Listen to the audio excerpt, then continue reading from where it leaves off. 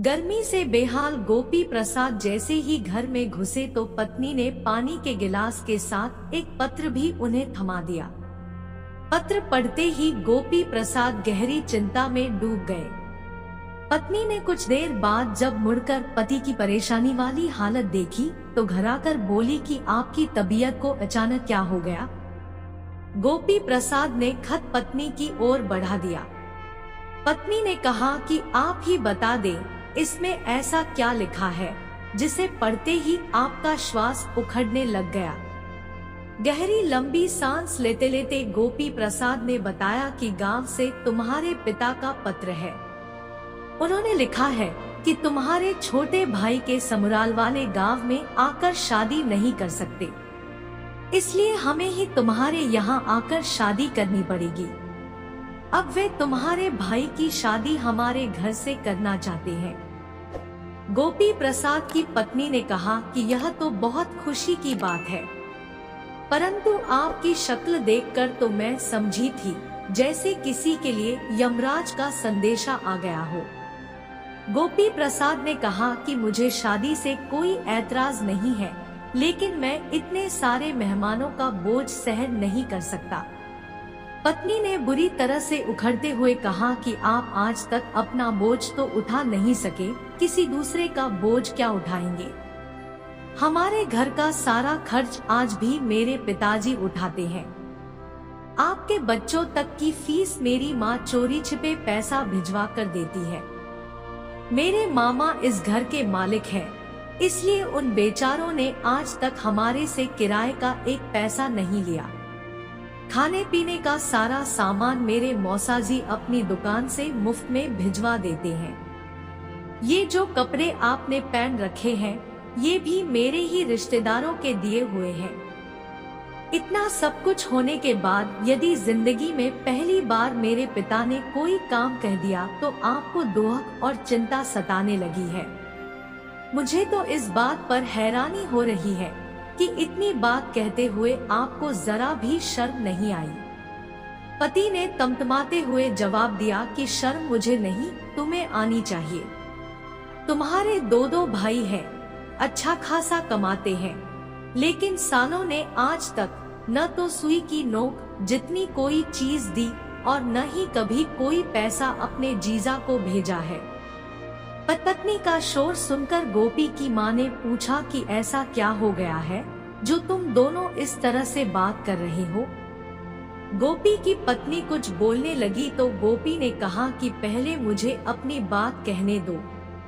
उसने अपनी माँ से कहा कि इसके भाई की शादी है और इसके घरवाले हमारे घर में शादी करके मेरी हजामत करना चाहते हैं। अब पत्नी कहाँ चुप रहने वाली थी, उसने झट से कहा कि आप तो जानती ही हैं कि जिस दिन से मेरी शादी हुई है, यह ससुराल वालों से लाखों रुपए लेकर डकार चुके हैं। आज उन्हें मजबूरी में मेरे भाई की शादी हमारे शहर में करनी पड़ रही है, तो इस शुभ मौके पर खुश होने की बजाय ये दुख हो रहे हैं। गोपी प्रसाद की माँ ने बहू को कुछ बहाना बनाकर किसी काम से बाहर भेज दिया। अब उसने अपने बेटे से कहा कि तू अब बच्चा नहीं रहा, तू अब बच्चों वाला हो गया है। परंतु हर छोटी छोटी बात से घबराकर चिंता करने की तेरी आदत नहीं गई। बेटे, मैंने दुनिया देखी है और मैं यह बात दावे से कह सकती हूँ कि जमाना कभी किसी को दुखी नहीं करता। हम जब भी चिंता करते हैं तो सिर्फ अपने लालच और स्वार्थ के कारण। गोपी ने कुदे हुए कहा कि माँ, तुम क्या चाहती हो कि ससुराल वालों को खुश करने के लिए मैं कुएं में कूद जाऊं? माँ ने फिर भी संयम बरतते हुए कहा कि बेटा, जो तेरे मन में आए करना तू वही, परंतु पहले मेरी ये बातें जरा ध्यान से सुन ले बेटा। निराशावादी सोच से न तो आज तक कोई खुद को खुश रख सका है और न ही दूसरों की चिंता कम कर पाया है। इस तरह की सोच रखने वाले लोग बहुत जल्द टूट जाते हैं, जबकि हर प्रकार के हालात से डटकर मुकाबला करने वाले खुद टूटने की बजाय जमाने के सारे रिकॉर्ड तोड़ डालते हैं।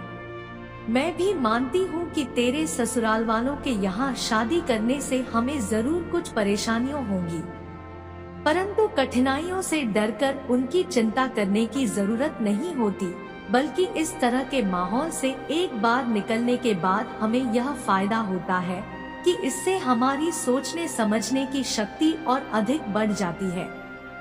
एक बार यदि इन 2 से 3 दिन की मुश्किल को बिना कष्ट और चिंता के झेलने में कामयाब हो जाता है, तो फिर तू जीवन में आगे आने वाली कई कठिनाइयों को आसानी से सहने करने लायक बन जाएगा। अपनी बात खत्म करते हुए उन्होंने कहा कि गोपी जीवन के किसी भी पहलू से चिंता मुक्ति के लिए हमें उस पक्ष को अच्छे से देखने, परखने और समझने के साथ उस बात पर अमल करने की जरूरत होती है। गोपी प्रसाद की माता के अनुभवों की पुष्टि करते हुए जीतो अंकल गोपी प्रसाद जी की इतना ही कहना चाहते हैं कि आलस्य त्याग कर अपनी सोच को थोड़ा विशाल बनाने की कोशिश करो। इससे जहां आपका व्यक्तित्व निखरेगा, वहीं हर प्रकार की चिंता से आपको सदा के लिए मुक्ति मिल जाएगी। चिंता विश्वास के विपरीत है। जब हम चिंता करते हैं तो मानो हम भगवान को यह कह रहे हैं कि हमें तुम पर विश्वास नहीं।